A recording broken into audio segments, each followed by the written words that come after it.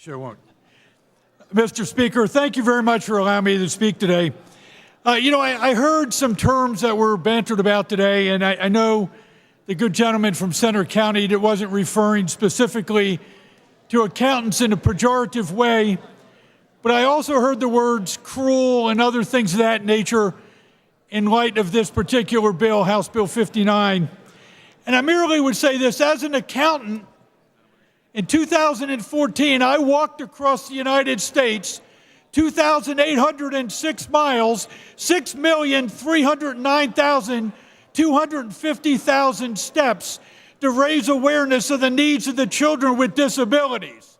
So when we talk about biblical passages, I will tell you that that walk that I made was a walk of atonement and a walk of gratitude. And I'd said that my entire life, my responsibility was to remember to ask people that I have hurt to forgive me, to ask people that I've helped to help another, and to ask people that I've disappointed to pray for me.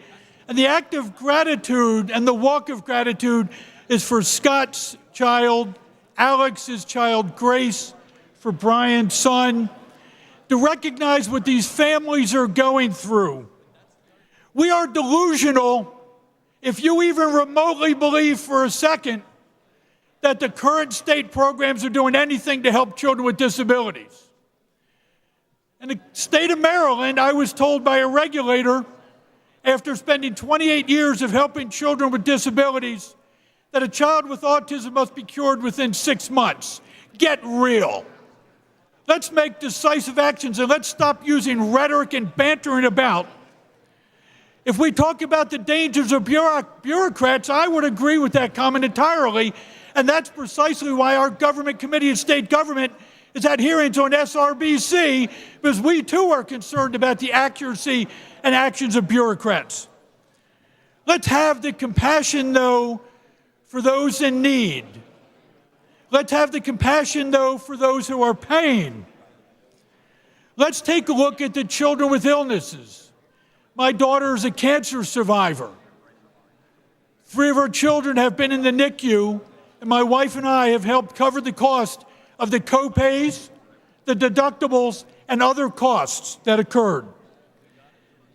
Every property owner in the Commonwealth, when we take care of the cost of children with disabilities, as we should, when the federal government has shirked its responsibilities, and those of you who have signed the resolution, that letter that I've been circulating, to get the federal government to start funding what it said it was going to fund. Let's take care of the children with disabilities, but this is not too much to ask, and I'm going to finally make this comment. My first child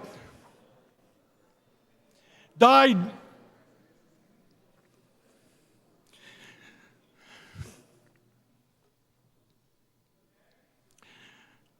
and I would